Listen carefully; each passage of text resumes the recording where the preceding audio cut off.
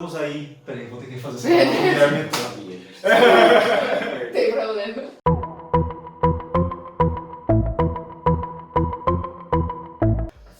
Fala galera, beleza? Falando aqui com vocês novamente o professor Rodrigo e estamos aqui novamente em mais uma sessão de networking com professores e hoje eu trouxe aqui alguém que além de ser já foi aluna minha, também é professora, que é a Carol. Tudo bom, Carol? Tudo bem, Rodrigo? Tudo certinho. Então beleza, ó. Antes da gente começar aqui e falar sobre algumas questões que a gente vai pôr aqui, queria que você se apresentasse, falasse um pouquinho sobre o seu trabalho, da onde nasceu a paixão por ensinar, sua área de atuação, sua especialização. Fala um pouquinho pra gente, por favor. Bem, fazem 2 anos que eu sou professora da educação infantil. Recentemente eu terminei a minha pós-graduação em educação inclusiva e eu fui graduada pela Unesp. A minha paixão por ensinar foi, na verdade, não veio desde criança. Na verdade, chegou naquela época que a gente tinha que escolher alguma coisa e aí eu comecei a pesquisar bastante sobre a área, sobre ser professora, e aí eu me descobri como professora. Então foi algo assim, né? Eu prestei a Unesp, consegui entrar, me preparei, fiz cursinho.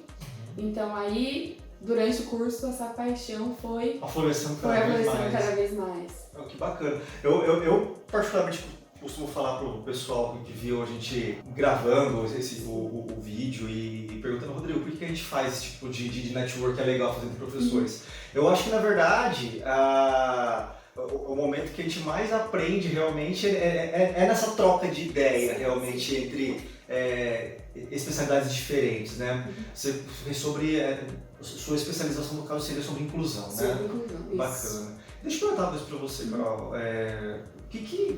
Qual que você acha que é o maior desafio de um professor hoje, perante uma sala de aula, quando você se trata de inclusão, realmente? Porque, assim, eu vejo...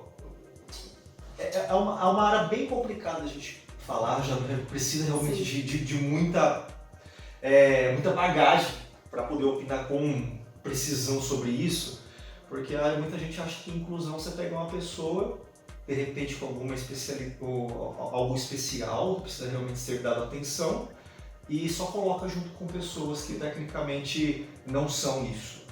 E acho que isso é inclusão, quando na verdade acaba sendo uma exclusão. Sim. Né?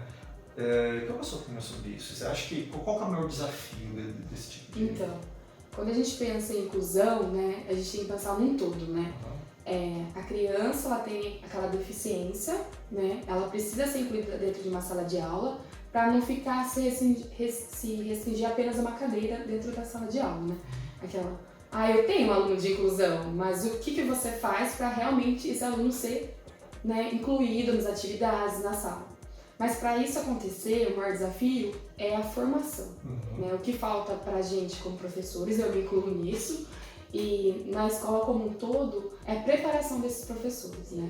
A gente tem uma formação inicial ainda muito ruim em questão de inclusão, pois é algo recente a inclusão, né? As crianças que tinham alguma deficiência iam para pai, né? A criança não tinha o direito de estar no ensino regular. Então ela passou a ter o direito de frequentar uma escola de ensino regular. E aí o que aconteceu foi que não houve uma preparação desses profissionais. Então o maior desafio do professor é que agora ele tem que procurar uma formação.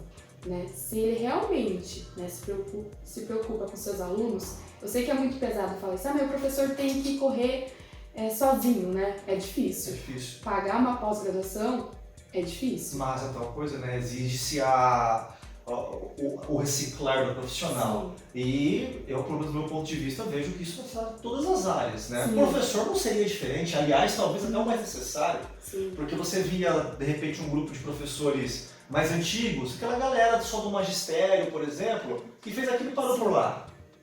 Foi outra formação, né? Eles foram preparados para outra geração. Exatamente. De crianças. Hoje é impossível você simplesmente se focar apenas nisso, né? Sim. Agora, indo um pouquinho mais para esse lado, para esse momento que a gente está vivendo a respeito de escolarização no Brasil, né? Eu digo escolarização porque justamente induz a minha pergunta. Nós vemos alguns sensos críticos comuns a respeito de colocar muito ou demasiada responsabilidade excessiva na solução para todos os problemas do que o brasileiro enfrenta hoje na educação. Então você vê a educação, tudo é a base da educação, educação, educação. Só que até que ponto que isso realmente você sente ser uma solução? Porque primeira coisa que já começa a ser ponderada, há uma diferença muito grande entre escolarização e educação. Sim. Há um senso comum de generalizar isso. O que você acha sobre isso, Carol?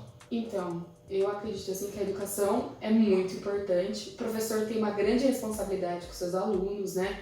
Porque ele está lá ensinando, né? Só que acontece ultimamente, da nova geração, que a gente está tendo uma grande responsabilidade assim, de formar, de educar valores, ética. Isso vem de casa, né? Essa questão de...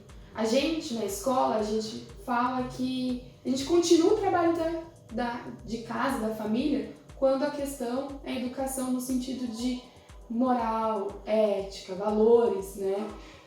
A escola tem um papel muito importante, né? Mas a escola em si, ela não consegue sozinha, né, arcar com essa responsabilidade. Com essa responsabilidade, né? Há muita discussão sobre o que é direito, na verdade, o que é dever de uma família, né? Uhum. Só que ultimamente isso está perdido. Totalmente perdido, né? Os pais estão um pouco perdidos na questão de o que eles podem fazer, Uhum. né? E aí, nesse sentido, a escola acaba abraçando muita coisa. Você sabe que uma coisa que me preocupa bastante na verdade, quando você para pra pensar, os nossos pais, eles vieram de uma geração a qual tem uma excelente base, digamos assim, sociocultural para a época, Sim. né? E o que me preocupa é o seguinte, aqueles que nós formamos hoje serão os pais da próxima Sim. geração, né? Então, se há a dificuldade agora, imagina como serão as próximas, Sim. né? Então, eu acho que talvez nesse critério talvez seja o fator mais preocupante, né? De saber aquilo que pode ser que aconteça se não for tomada, de repente, alguma ação imediata, algo mais restritivo, né? Bacana. Eu, como uma última pergunta vou fazer para você agora, na verdade já faz parte desse quadro que a gente faz aqui no canal, que voltando àquela questão que todo professor, ele é um pouquinho de todo professor que passou na vida do mesmo, né? E eu queria que você falasse pra gente aqui, pode citar nomes, não tem problema, sobre algum professor que você teve, isso na sua vida acadêmica inteira, desde o momento que você começou a estudar até hoje nos seus estudos, um professor que marcou você, que você puxou muito da maneira que essa pessoa lecionava. Professor, né? Nós temos muita bagagem porque a gente se espelha e também a gente pensa nas dificuldades e nas coisas que os outros professores erraram, né, com a gente não quer fazer igual. Acho que um professor que assim, marcou muito pra mim foi na educação infantil e no primeiro ano, né, que foi a Fabiana e a Rose. Eu acho que foi o maior impacto, porque foi o primeiro contato que eu tive com a escola e apesar de eu ter sido muito pequena, eu lembro. E eu sempre fui uma criança muito tímida, eu era extremamente tímida. Então eu vi o quanto aquela figura carinhosa, né, que assim, me abraçava na questão de ter um cuidado comigo. Então eu tento muito passar para minhas crianças, né, porque eles são muito pequenos, né? Então eles precisam de uma figura que possam ter essa visão, né? Sim, que acolha, né? Um espelho. Então eu acho que eu levei muito delas, das primeiras professoras. Das primeiras professoras. Tive grandes professores, muito importantes também na faculdade, que me espelham. Eu tenho amigas que também me espelham bastante, que são professoras na área, né? Porque fazem apenas 2 anos que eu estou né, como professora. Então, acho que pra mim foram elas. Foram elas, que bacana. Que me marcaram. Nossa, é curioso porque é o primeiro realmente que vejo lembrando das professoras iniciais. Show de bola. Bom, então ficamos por aí então, galera. Falando o que todo youtuber fala, né? Se vocês puderem, dá um se inscrever aí no canal, dá uma curtida que os vídeos aí costumam ser semanais para mais networking entre professores. Falou, galera! Tchau.